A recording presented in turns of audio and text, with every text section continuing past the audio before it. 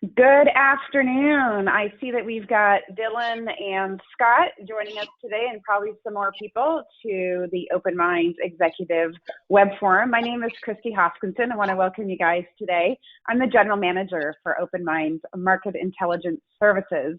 And today, as part of our weekly Elite Member Only Executive Web Forum series, we're welcoming one of our very own Executive Vice Presidents, Rob Hickernell, to discuss the importance of having digital strategy. And I'm sure that's why you're on the call today. So, we called this session, why don't you have online scheduling and other questions that diminish your competitive advantage? So if you're just joining us, thanks for coming online. We're just getting started. And, the topic today we're going to talk about is digital strategy. And sometimes it's like, I get it, but like, where do I start? And you may know that some of your customers have gone to your competitors because your digital offerings are maybe even archaic. So in this forum today, we're so excited that Rob's going to discuss how do you get that strategic advantage by using very specific digital tools to improve the business process as well as your marketing effectiveness. So thanks for joining us. A couple things I want you to be aware of what we're going to do here over the next 60 minutes. Your audio will be muted, right? Pretty standard for GoToWebinars. Rob is going to make this interactive. And the way he's going to do that, you guys, he's going to ask some questions from time to time. And we're okay with silence. When he asks a question, we would love for you to participate by putting your response in the question bar. So we're actually going to practice this right now. I see that we've got 4 people on the line. Dylan, Jodan, hey Jodan, Casey, and Scott. In the questions feature, what I want you to do now is go ahead and type in the city that you were born in. So this is just a practice, right? Grab your mouse, click on questions, and go ahead and type in the city that you were born. And let's see what comes up. All right, we've got a couple coming in here. We've got Bowling Green with Scott. Dylan is Hopkinsville. That's almost hard to say.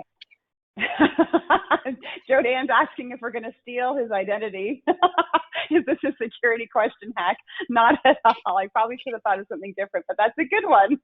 And Casey said Greenville. So Jodan, you don't have to answer. That's okay.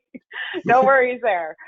That's good. Okay, he said Princeton then, Kentucky. Okay, very good. All right, so we know, Rob, that everyone's got the question feature going, so we're going to make it interactive. Definitely stay participatory. And know that, too, that what we're going to present today is going to be up on our website, so both the GoToWebinar recording as well as Rob's deck. And with that, I'm going to introduce Rob and then turn the floor over to him. So Rob Hickernell brings over 20 years of website development and maintenance, digital marketing and reporting, data analytics, and conversion attribution experience to the Open Minds team. We're so lucky to have him. He currently serves as an executive vice president, leading projects related to website development and maintenance, digital marketing, website reporting, data analytics, and conversion attribution, and website optimization, acquisition, and retention. With that, Rob, you've got a great team. Take it away. Thank you, Christy. Thank you very much, and welcome everybody. Hopefully we can help address some topics today that you guys might have been wondering about, wanting to learn a little bit more about how to use digital platforms, digital technologies to help with your business strategy and help gain you a competitive advantage in your marketplace. So as Christy said, I'm going to ask some questions as I go along. We'll have different sections, and I'll take an opportunity at several of those sections to ask a couple of questions just to get a feel for what you guys are doing and how you guys are looking at some of these things out in the marketplace. So let's go ahead and get started. Just to go over our agenda for today. We're just going to go over some objectives in a second, and then we'll really dive in. Most of this will be looking at different digital tools and platforms that you can use for your competitive advantage. It's going to look at kind of 2 waves. One is kind of your product and how to make sure that you can be competitive for your offerings, and the other is going to be how you market those products and how you can make sure that you're competitive on those offerings as well. And then we'll open it up to questions and a discussion at the end if anybody wants to go deeper onto anything that we go over. So to get rolling, the objectives for today, we're going to talk about the next normal of digital competitive advantage, and some concepts and some things to think about, takeaways to think about in your businesses.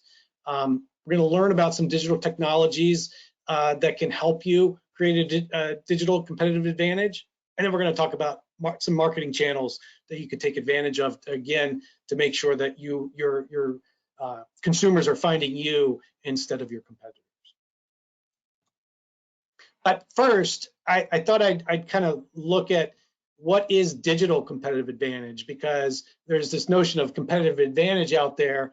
Well, I found this great study by the Journal of Organizational Design that's really looking at what is digital competitive advantage.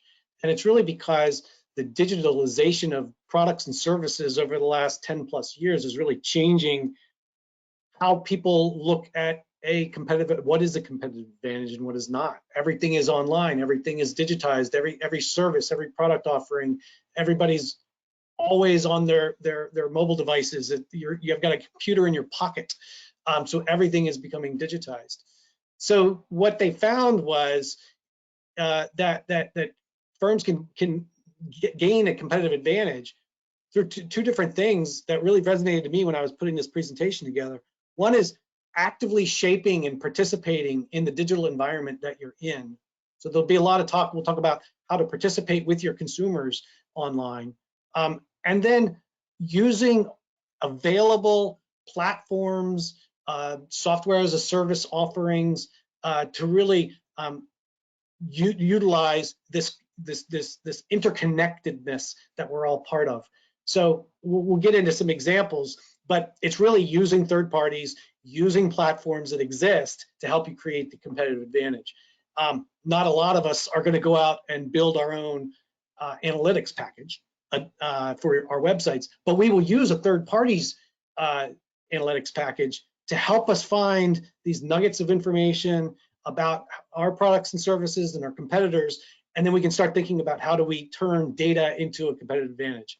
It's one example that we'll get into a little bit more, but I thought this was an interesting kind of intro into this notion of digital competitive advantage. The next normal. So we're coming into a period now after almost a year in this pandemic, or actually a year now in this pandemic, where a lot of things that had been happening out in the world have become greatly accelerated. And one of the many things that have changed and become greatly accelerated is this notion of digital processes, online presence. I mean, we're all working from our homes. We've got, all of our we're doing everything online. And as consumers and as business people, it's just expected that we're doing more and more and more online. One of the reasons for that is that every year there are demographic shifts happening, that everything is moving to digital. So if you can believe it, the millennials are now in their 30s. They are making all of their decisions online. They're interacting with companies that are online. They're interacting with companies that offer digital products and services. And they're not interacting with people that don't, companies that don't. They are shortly, the millennials, they shortly will be making healthcare decisions. They're making the healthcare decisions for themselves and their immediate families, their children now. They will be for their parents soon. So this demographic shift becomes, everything is just going to continue to move more and more digital. And consumers and patients becoming much more comfortable online, doing everything online. We'll talk about several of those pieces. Everything in healthcare is being disrupted. There's probably 20 or 30 companies that are offering, apps on your phone to, help for, Talkspace and Headspace and all of the different offerings. The market is really being disrupted. After the financial crisis in 2008, 2009, the financial technology sector was heavily disrupted. The healthcare market is becoming heavily disrupted now that all of these digital competitive factors are really taking hold. Privacy, as somebody mentioned earlier, that I think in joking, were we asking for the where you were born as a privacy hack? Privacy, extremely important, and we're going to talk about that because some of the things you're going to have to think about is how to balance between consumer privacy and then online products and services that you want to be able to offer to help make processes more smoothly. So privacy is going to be super important, and automation is survival. It's not what can be automated anymore. That was the question 10 years ago. Now the question is what can't be automated. Basically, you're going to automate everything that you can automate, but what can't be automated. And there are several key factors of things that you won't be able to automate, and you still need to offer other ways to connect with you or schedule with you outside of automation, and you'll always have to honor those. But the more you can automate, the better to give yourself a competitive advantage. So this is the list of items that we're going to go through one by one, and we're going to kick it off here. These are our recommended digital functionality and platforms to gain a competitive advantage in the marketplace. And I want to start with online scheduling. And I want to ask if there are provider organizations, representatives online here with us, how many people are actually today offering online scheduling for your consumers, are thinking about it, and if you have, if you have an opinion one way or the other, because there are pros and cons to all of these things that we're going to talk about today. But I just wanted to get a feel from the audience. So if you want to type in any responses there into the chat there, and we can see if anybody's using online scheduling today. I'm looking, Rob. Let's see. Casey said currently we don't offer this. Thanks, Casey, for sharing. Joe Dan said thinking about it, have been told by a referral source the lack of the solution is a hindrance for us. Let me just say that again. Have been told by a referral source that the lack of the solution is a hindrance for us. And Scott said we are not using it, but looking into it. Okay. Well, great. Then this is perfect because online scheduling has for the healthcare market has been, quote, warmed up. So online reservations, travel, and restaurants have basically introduced consumers to scheduling things online. And so there's, from OpenTable to restaurants and all of the different travel sites and apps and things, it started to be warmed up for online scheduling. Very, very recently now, with the vaccine rollout for COVID-19, online scheduling is like the most efficient and effective way to get an appointment. If you're calling to get an appointment, you're probably waiting on hold for an extremely long time. So now is the time, now is the right time to roll out online scheduling for your consumers because consumers this is being done on a much larger scale, and consumers are quickly becoming accustomed to doing things online like this. And there's a lot of stats out there that show that this is a factor, and we just heard it here from from someone in the audience that it can be considered a hindrance if you don't have it, or it's the other way to look at it. If you do have it, it's a competitive advantage. So studies, 80% of consumers are more likely to go to a provider that has online scheduling. Of course, younger consumers lead this category, but as business leaders and leading in our industries and our companies, we really have to be looking at not only what's happening right now, but what's going to be happening in the 2 to 5 year period. And so, as I said, the demographics are going to be shifting. There's going to be more and more younger consumers that are making healthcare choices and decisions, scheduling for themselves, their kids, and their parents ultimately. And so online scheduling becomes that much more important. Can reduce no-shows by up to 25%. I mean, these are real, there are benefits here that can go to the bottom line to really help the effectiveness and the efficiency of your back office.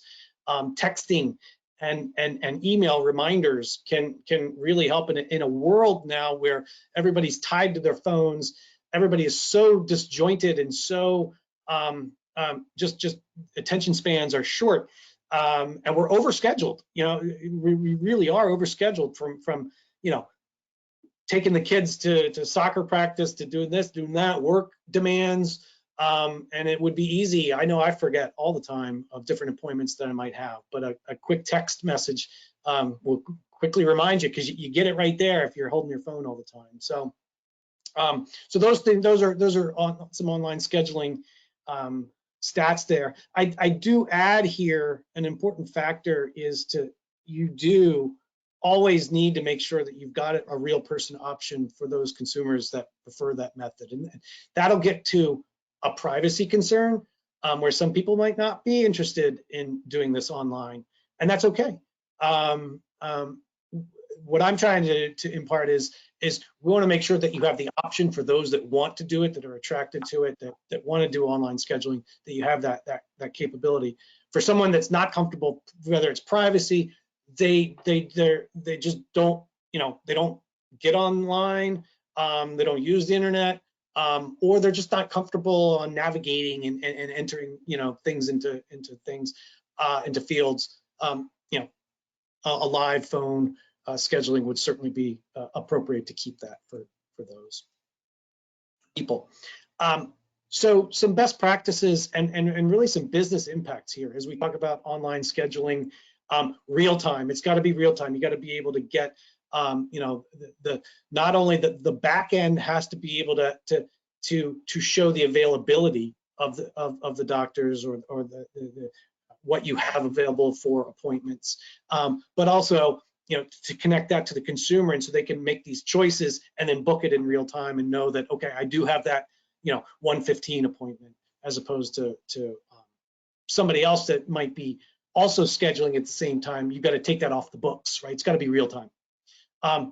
You're going to probably want to integrate it with your EHR, and so that's going to be something good that can provide additional benefits down the road as far as efficiencies and data transfer and lots of different benefits there. Having profiles of your professional staff and the availability and alternate times for them, so people can pick and choose. I'll show you an example in a moment of that. Same day, next day appointments, phone scheduling. We talked about the confirmation email or text messages.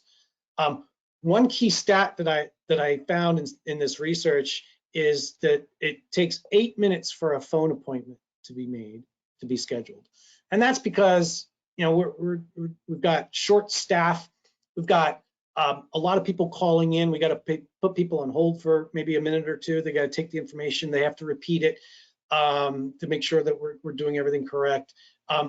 Versus 1 minute for an online scheduling appointment. Now, there's a caveat with that. That 1 minute is for people that are comfortable with inputting their information online and are comfortable navigating. But that starts to, you can start thinking about the business impact there of 8 minutes to 1 minute by having that capability there. So on the right-hand side, we've got some business benefits that all go to the bottom line. So you've got on the left side, you've got really consumer impact of this and what is it, what's in it for the consumer. And on the right-hand side, you've got what's in it for me, from a perspective of how these offerings can go to your bottom line. So just wanted to introduce that and show an example here of just a company that provides this called Next Patient. And so they provide a platform where consumers can come in and then look at the doctors in the office, find out what their availability is. They can pick and choose between different doctors with maybe they're balancing some time constraints on their end, but they know that they're looking for a doctor with a certain background. Then they can select that, and then the same provider then does a text email follow-up from what they had just selected. So just wanted to show an example of that. So why did you start to think about that? There's so much more detail into all of this. So we could certainly go into more depth at another session. but I wanted to introduce and basically online scheduling is going to be very important for a competitive advantage to make sure you're offering that, because more and more people in the marketplace are offering it. The next one that I wanted to get to is a digital consumer intake or check-in process. So we got the appointment made. Now we want to get them processed through the back office system in the most efficient and effective way possible. So there's new patients, and then there's existing patients. And obviously existing patients, it's much easier. You've got all their information, you just need to confirm a few things. For new patients, what I want to impart here is, there's going to be a future not so far away. Many providers are already there where there are no more clipboards with pens and paper. So whether it is using a tablet in the office, a kiosk, a data entry kiosk for kind of patient check-in or consumer check-in, or whether it's, bring your own device to the office. So you use your own phone to submit the information. And oftentimes they're paired with the online scheduling, schedules it, and then you get an email with a patient form to fill out online. So a digital PDF form that you can submit electronically or print out and bring with you to the office. But the bottom line is that for all of these, the forms are going to be pre-filled out, and we can effectively cut back on the amount of time that people are in the waiting room. So are there people in the audience that are using some sort of a digital consumer intake or check-in when they come into your offices? If people in the audience have these sorts of services they're offering, anybody using a process like this right now? Great question, Rob. And it looks like, let's see, Dylan said, if you did next day appointments or in that week, do most companies do that, call or get confirmation on that appointment date? On the date, so if you took today I'm scheduling you for next Thursday, so I would probably get an immediate confirmation that I've successfully made the appointment. And then typically those systems are kind of set up with a, you can, to confirm, you just type in Y, for example. And then that text is then received back into the system, and it confirms that they recognize they have the appointment. And then the reminder, I would say, would definitely come either the day before or the morning of, depending on the time of that, the time of day of the appointment during that day. Right. It would be a dual confirmation right away, and then a reminder, right before the appointment is there. Sure. Yeah, and just a couple others chimed in on the question of, are you doing digital intake check-in? Dylan said we do not. Scott mentioned we are exploring this with our EHR vendor. Jodan said with mobile devices and tablets in some locations. And Casey said we still use paper and pencil intakes / check-ins. We do utilize text / phone appointment reminders. Okay, good. Well, let's look at this a little bit more in detail then. So I've got some benefits and best practices. So the benefits are really looking at, there's a physical and a financial consumer experience benefit here. Physical meaning, trying to reduce the amount of time it takes while they're in your office. And financial meaning it depending on some of these vendors, they do allow for a very nice, for insurance information. So there's very efficient and effective ways to capture that insurance information through these digital check-in processes.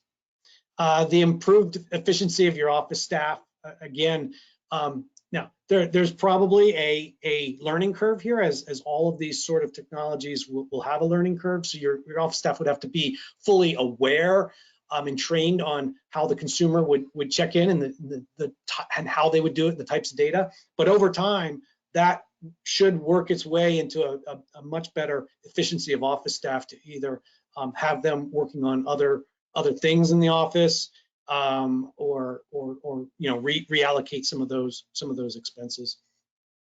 Again, we heard the integration with the EHR for record sharing. That's super important here. Adoption and usage of this and a patient portal with online scheduling. All of this kind of comes with a benefit of having consumers be more aware of these to help you get more efficient. And to help them reduce the wait time that they have in the office. Data entry, if the consumer is doing the data entry for you, excuse me, you could get it faster, and you don't have that expense of your office staff entering in what the consumer is printing or writing on a manual form. And then especially now, the shorter amount of time you've got somebody sitting in your waiting office or waiting room, the better that's going to help for infection control and any exposure to staff. So we want to try to minimize all of that as well. Hey, Rob. Yes. Just a quick question. Dylan asked, are BYOD used with a website posted on website or waiting room or with a QR code? The QR code is interesting, and I think that they are, I don't know if it's as widely known of what and how a QR code is used. Certainly, there's a lot of QR codes that are marketed. I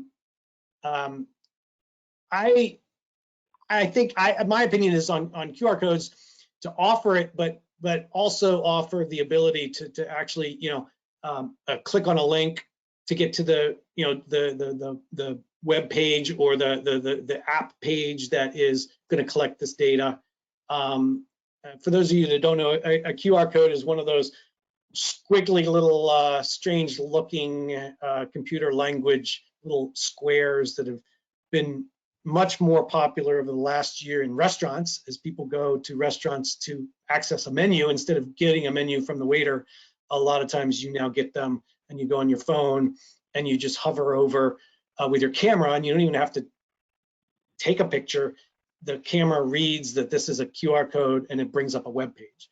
But I don't know if the consumer adoption is high enough on those yet to really focus on that. So I would use a link or a web page to go to if somebody is bringing their own device, in addition to the QR code. Of course, if you have your own tablet that you're allowing the consumer to use, then that should already be basically homepaged in right at the page that they need to get to. And you can even restrict access on that tablet, so it's only doing one thing. They can't go and take it and start surfing the web.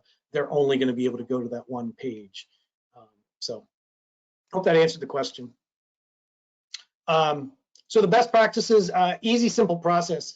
The consumer experience is going to be, key here, as well as consumer privacy, because we're asking for information, right? So you're going to have to make sure that when you talk to these companies that offer this, and somebody mentioned, somebody's looking into doing this with their EHR company, consumer privacy is, very well built into all of the EHR systems.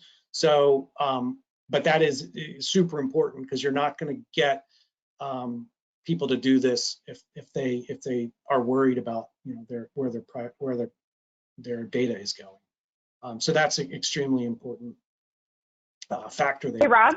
Yes.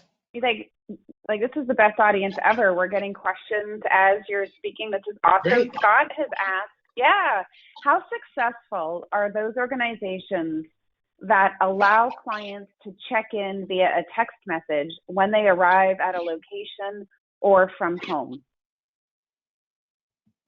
I don't have any data off the top of my head. I'd have to get back to you guys on that to get that kind of market data.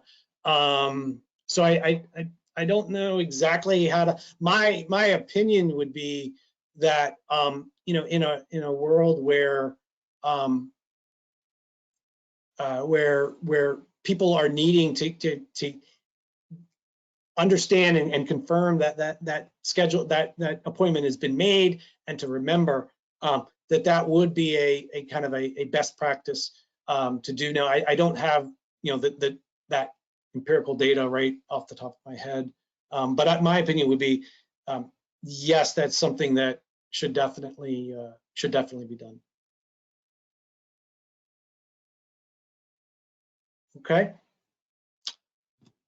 All right, and just some features to look at for consumer intake and check-in: reminders, intuitive user interface, EHR, scanning capability, e-signatures, and a real focus on the consumer experience and the ease of use. Because again, you've got to make sure that this is going to be something that is not overbearing on the amount of data you're asking for.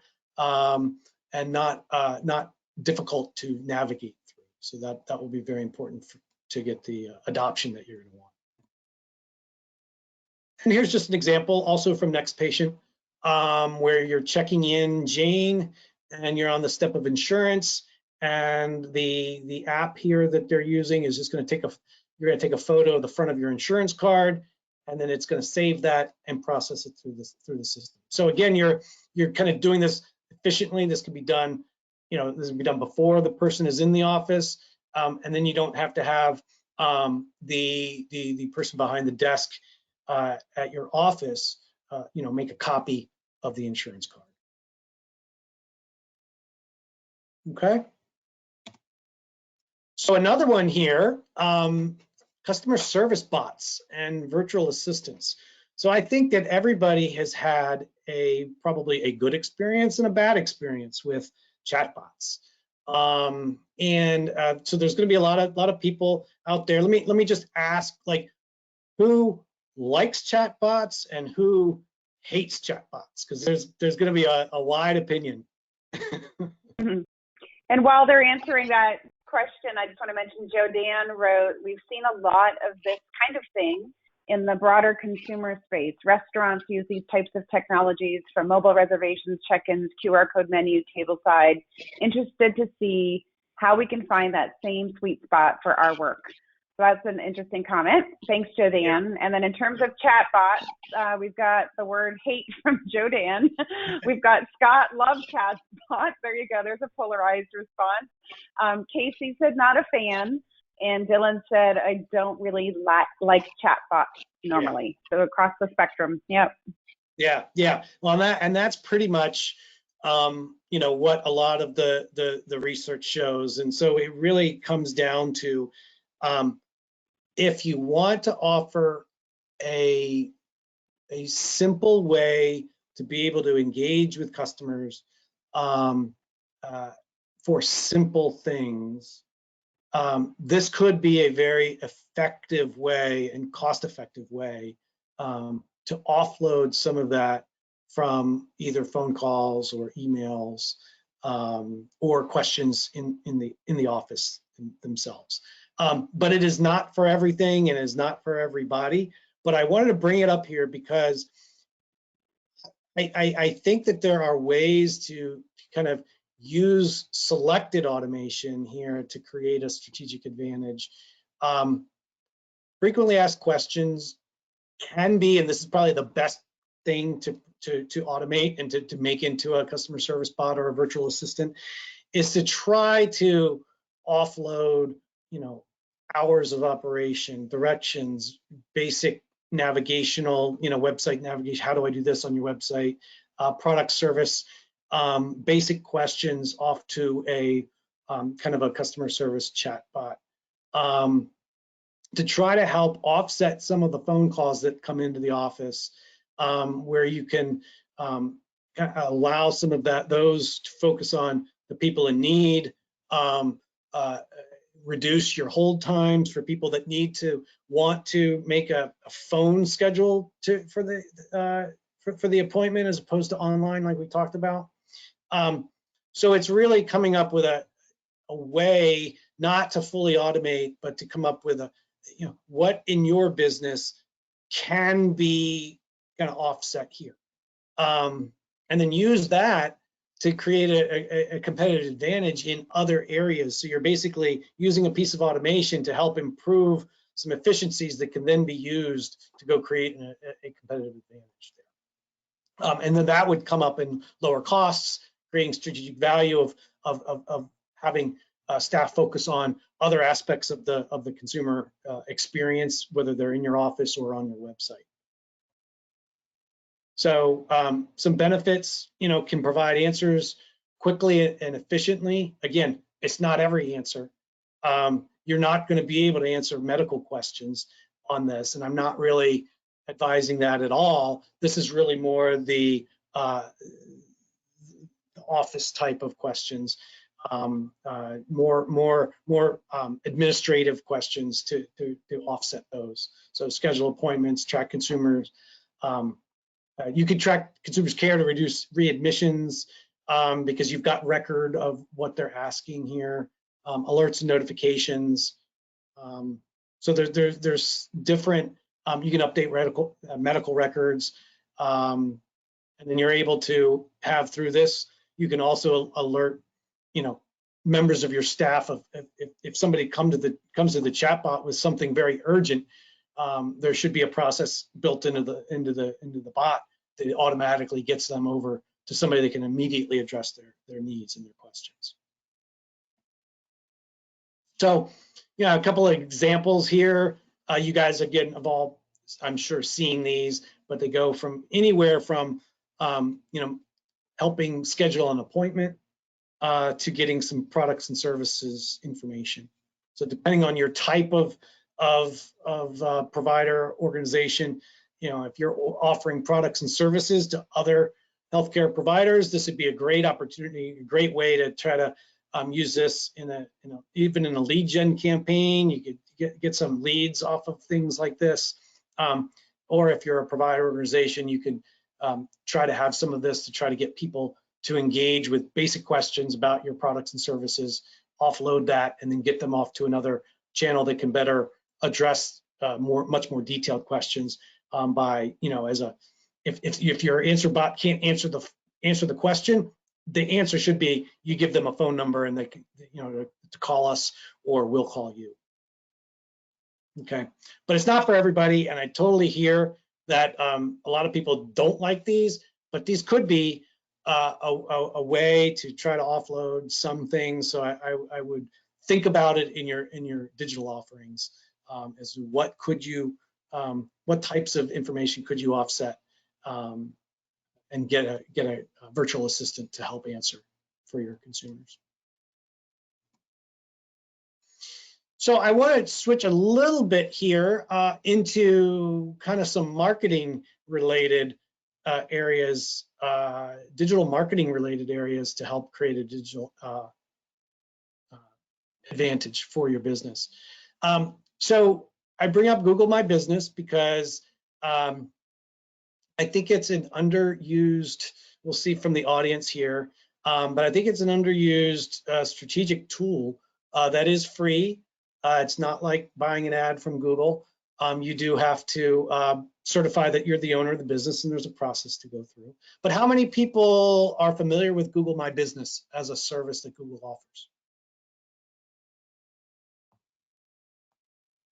Jodan, yes. Dylan, I registered our Google My Business locations. Scott said yes. Okay, good. And Casey, yes. Okay, good. So I don't need to go into too much detail, but this is really, it's not just for mapping and search anymore. So while you do get once you register, and it sounds like you guys are very familiar, so you've done this, they do send you a little postcard after you create your listing. They send it to your physical location and with a code, and then you have to enter the code back into your account. to validate that you do own this, you are this business. But it's a tool now to really be able to show your consumers when they search for your business name or your brand name, much more information. And this is an area where a lot of your competitors might be buying ads against your brand name or your name or search ads, and they might be putting a lot of money into search engine optimization to show up higher on the page, even for search queries that are directly related to your business.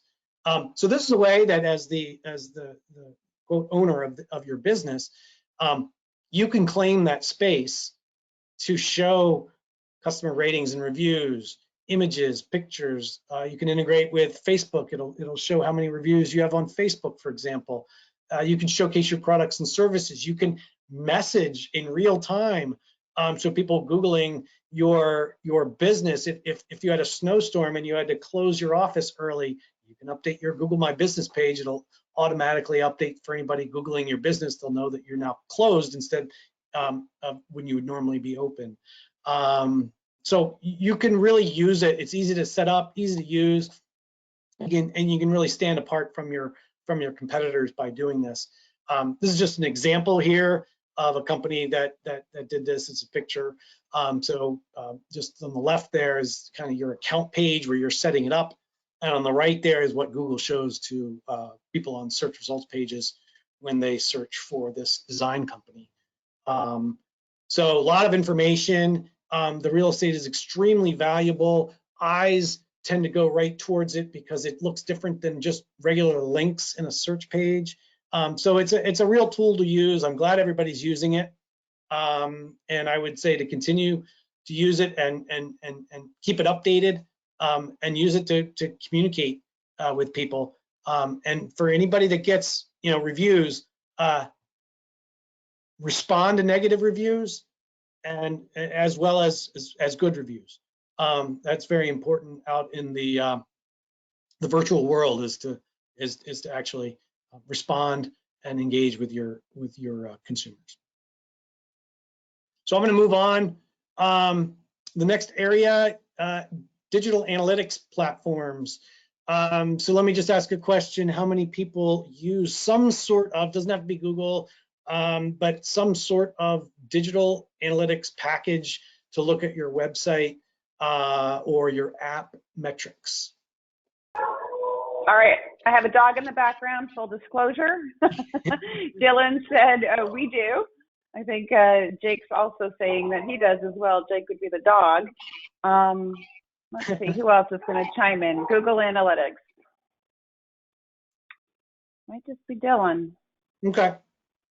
Well, I wanted to add this in here because there are a lot of digital analytics packages out here. I'm just highlighting two that I use, Google Analytics and SEMrush. And these are really, you can dive very deep into your own business and into your competitor's business and understand things about how your consumers are engaging with your website, engaging with your app if you have one, and even down to the web page. So we talked earlier about online scheduling and the digital intake process. You can look at those pages, those specific web pages where you're collecting information about an online scheduling, and you can see what people are doing on that page. You can see where they're stopping entering data and exiting the page. So they might go along, and all of a sudden you realize that 75% of your consumers that are not completing the process are stopping at a certain question. Well, that's a big signal that there's something wrong with that question. They don't understand it. It's too intrusive. It's not necessary. But it's a piece of data that you could get and turn into a competitive advantage. Likewise, you can see the same thing about your competitors' web pages. So using a service like SEMrush, you can look at every web page of your competitors, and SEMrush pulls in Google data, so you can see what what these people are doing on your competitors' websites, and you can compare and contrast different aspects of the customer experience and look at different metrics about how your competitor is providing online scheduling, for example, versus how you are doing it. And then you could go to their website and see the questions they're asking on that to kind of compare and contrast, and then look at the data of the number of people that are entering the process, the number of people that are exiting the process. So it's really about using digital insight to create that strategic advantage, using somebody else, a third-party platform, to create a competitive advantage, and finding little data nuggets on there, whether it's on website visitors, performance, time spent on site, bounce rate. Bounce rate's a great statistic of how many people are coming to your website and leave without further interacting with the website. They don't click on anything else. And you can compare your bounce rate versus your competitor's bounce rate. Even down to page load, speed, how fast does your page load? How fast is your competitor's page load? People won't wait, more than 2 seconds, and that's a long time for a page to load. So, and Google doesn't like it if you're more than 2.5 seconds. So you can compare all of these things by looking at digital analytics packages and trying to compare and contrast your data versus your competitor's data. So my example here is to use Google Analytics to find out how people are using your site, and then actually combine it. You can, in the accounts, you can combine Google Analytics into your SEMrush data, so you can see it all in one dashboard as is shown here, and you can compare your traffic to your competitor's traffic. You can look at your demographics versus your competitor's demographics. So there's a lot of value in using these as a competitive tool. So it's not just about, okay, how many website visits did we get? How many referrals did we get? It's actually going another step and combining that with your competitor's information, and then trying to make sure that you're always performing better than your competitor. Hey, Rob, we've got a comment from Joe Dan, just explaining from his perspective, just an observation about Google specifically. It seems to be a pretty expensive pay-to-play scenario with Google Ads, particularly for the substance abuse treatment space. Yes. The certification process to even post paid ads is very costly and time-consuming. Yes. Yes, and that is a challenge. Google has gone through lots of changes over the last 10 years, I would say, of how they treat providers of addictions services, and really in the name of consumer protection. I won't get into it, but there's a history there. You could find information of why Google had to make a lot of changes. They are also very expensive keywords. So yes, advertising on Google is going to be expensive for those areas. I would recommend looking at how you could try to get as much, and I'll put in my air quotes here, free traffic as possible through search engine optimization. And it's a totally different topic, and one I'd be happy to go deeper on with you at another time. But search engine optimization can just make sure that your web pages not for advertising, but for regular search traffic, the results that Google returns that are not ads, just to make sure your website is optimized as effectively as possible so that your website shows up as high as possible. The ads are probably always going to show up higher because Google's in it to make money. But if you're not advertising, you're going to want to be, in the top 5 sites for whatever the user's search query is. But I don't disagree with you that Google search advertising for your market is very expensive. Any other questions on that before I move to the next section? Nothing's showing up. Okay. So the next one is social media presence. So this is pretty much no longer an option. Social media is everywhere and everyone is on social media. So businesses were a little slower on the uptick, but now I think that it's table stakes and a no-brainer for some sort of a presence. It doesn't mean you have to post all the time and do all kind of crazy things, but at least to what I want to impart on you is to claim your brand space everywhere possible, and use it as a strategic advantage in marketing, sales, customer service. This is another acquisition channel, and your presence is required. You never know when someone is going to be going through their feed and just in their own spare time, and something is going to pop up in their feed because somebody's liked it or commented on it, and all of a sudden it's in their feed, and it might ring a bell to them that, oh yeah, I need to go and make that appointment. I need to go find another, another nutritionist, or I need to find another healthcare provider. And it might just jog that memory of seeing somebody in their social circle that had just liked somebody's post. So you always want to be there. And you want to create that brand awareness. You want to engage with customers, find new customers. But of course, social media has a lot of downsides. So you have to be very careful with it. So you have to watch your tone, and especially now avoid politics. Internet trolls are everywhere and they're brutal. So you don't want anything out there that you don't want to say anything that you don't want the whole world to see. And so you have to be very careful. It's a big tool, and it comes with some risks that you have to know and figure out how to navigate through. The platforms to use: Facebook, table stakes. It's so big. It's basically it basically is the internet now, even for business to business. So it is. It's just you have to have at least a brand presence. So if somebody's searching for you, they find you. If you're not going to do anything more, have your presence there for as a brand. Twitter, short, updates and posts, great for video.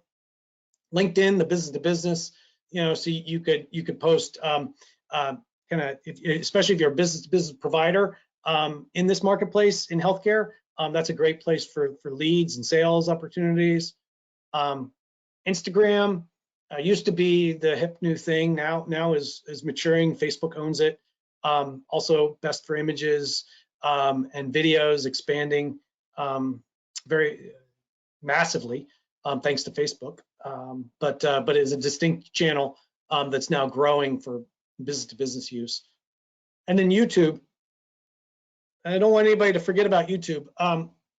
It is both a social media network, but it's also the #2 search engine in the world, second to Google, owned by Google.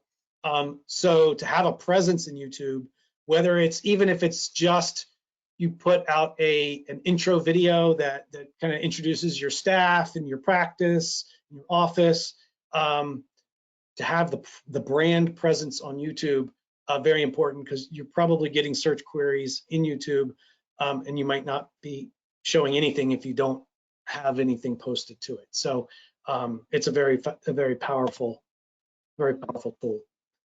I'm running a little bit short on time. I want to make sure that I hit the question and answer and discussion. So I'm going to run right into lead generation and content marketing, and then we can get into any more questions.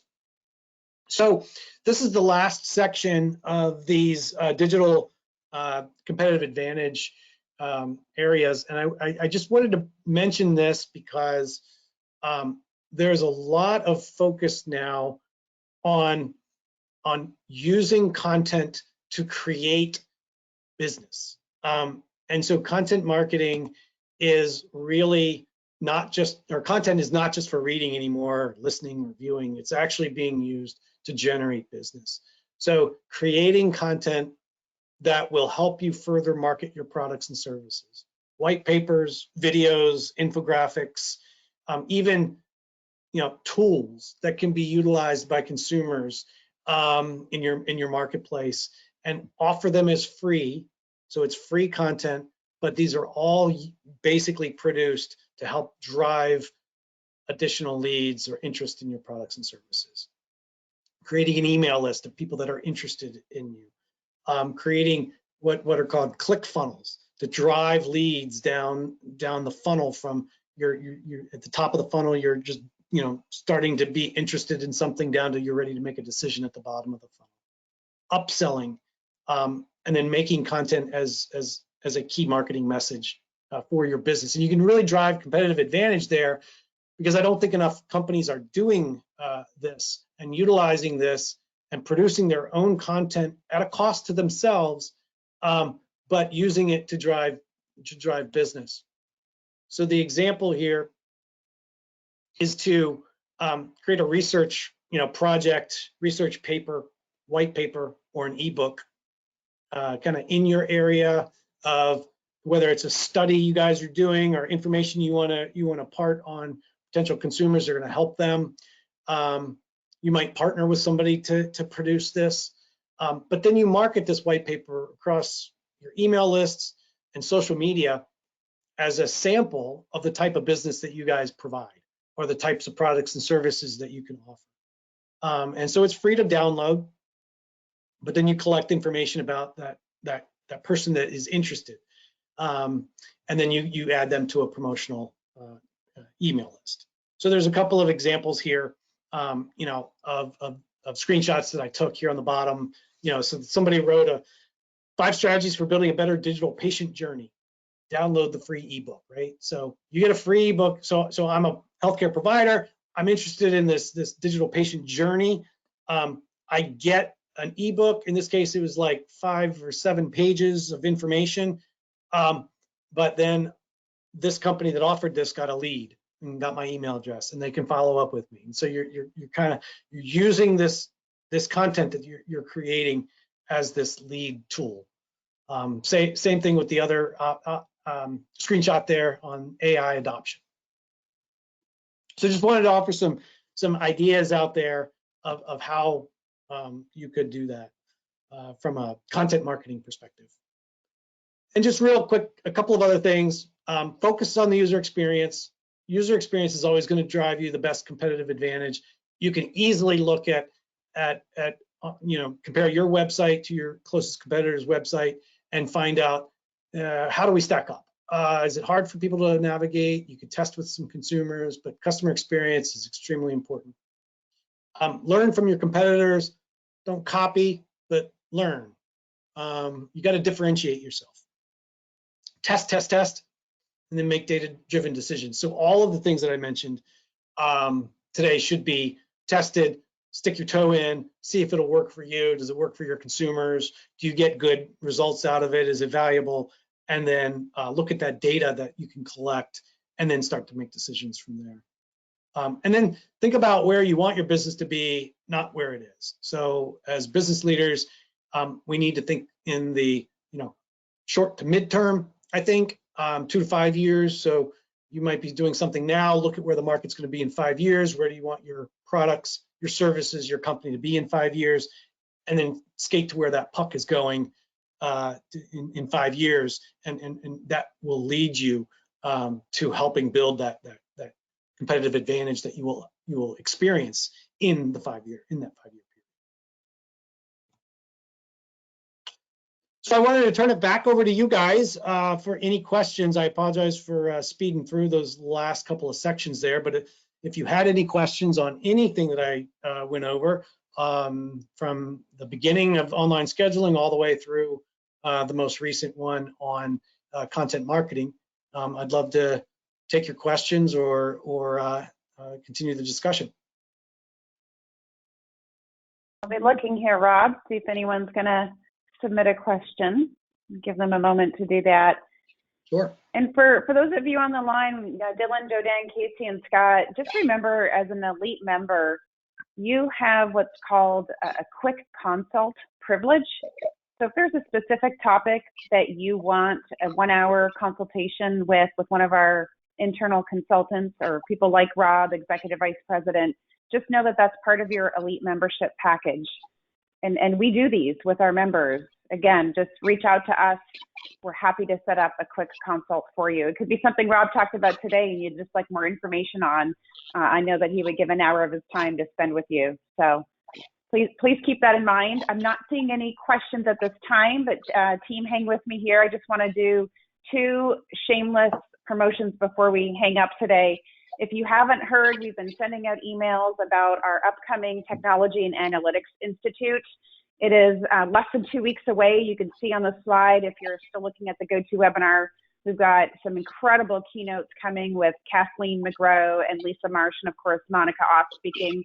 We've got 2 incredible seminars that kind of start and kick off the Institute on March 9th, as well as a summit that's going to be focused on nonprofit mergers, acquisitions, and affiliations. You guys have the All Access Pass.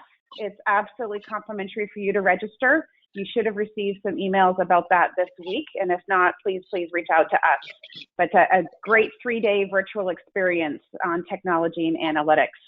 And then next week, speaking of Monica Off, we are planning on hosting another executive web forum right here, same time, 1 o'clock Eastern. And she's going to talk about the keys to a successful recovery strategy, right? What's the path from crisis management to post-crisis sustainability? So executive web forum this time next week, 1 o'clock. Registration is on our website. And it looks like we've got one question from Jodan. No, actually it's a statement. Any time spent listening to Monica Oz is generally time well spent. Jodan, well said, agree.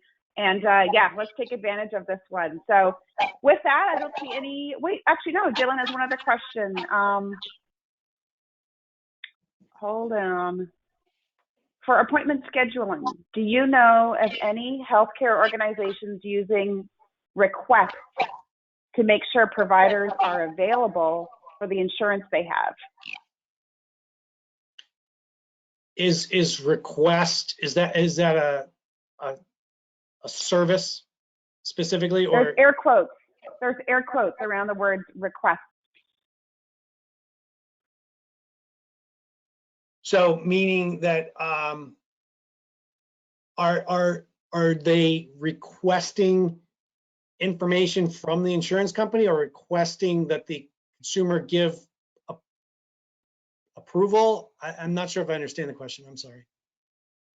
And then Dylan wrote appointment request, not actually scheduling the appointment. I don't know if that helps us or not.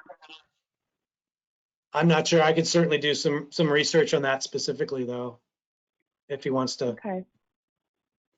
Reach out. We have the emails. Yeah, we've got the emails of everyone too that Corey, our producer, can follow up. I don't need to give the list. It's a nice short list of attendees today. But you guys were super participatory, and we really appreciate you guys participating. And if you can hang in there, Jodan, is one more question. I think anything we can do to remove administrative barriers and provide more time for our clinical teams to do their best clinical work. They got into our field to help people. Not many people look forward to the administrative burden. So well said, Jodan. That's a wonderful way to summarize this whole thing, which is really back to that, the opening of where it's not what can we automate, it's what can't we automate.